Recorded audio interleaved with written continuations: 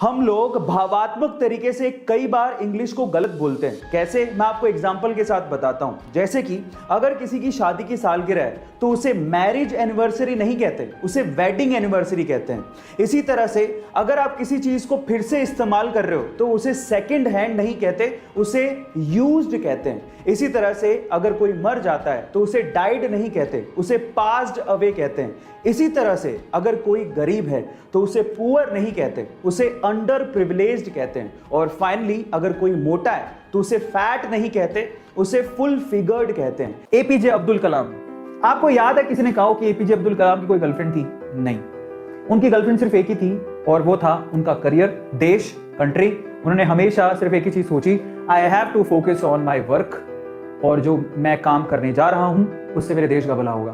बस यही उनकी गर्लफ्रेंड थी और कोई नहीं। So focus on these personalities, how they are so great. I mean आज भी इनका नाम है, क्यों? कारण क्या रहा होगा? क्योंकि इन्होंने अपना समय इन सब फालतू की चीजों में बर्बाद किया ही नहीं। रतन टाटा, जिनको हम रतन बोलते हैं, इनकी गर्लफ्रेंड थी बाय द वे, और उनसे वो शादी करना चाहते थे, इन्होंने खुद ने कहा था। बट वो लड़की इंडिया नहीं आना चाहती थी और फाइनली उनकी फैमिली ने वहीं कहीं शादी कर दी। उसके बाद से इन्होंने कभी शादी नहीं करी। समझ लो, दिल टूटा या जो भी हुआ, पर इन्होंने एक बार कमिट कर दिया तो उसके बाद से कभी शादी करी नहीं आज तक भी। He is actually single. And अब आप रतन टाटा, कितना बड़ा नाम है इंडस्ट्री में, सबको पता है रतन टाटा क्या है, सबको पता है।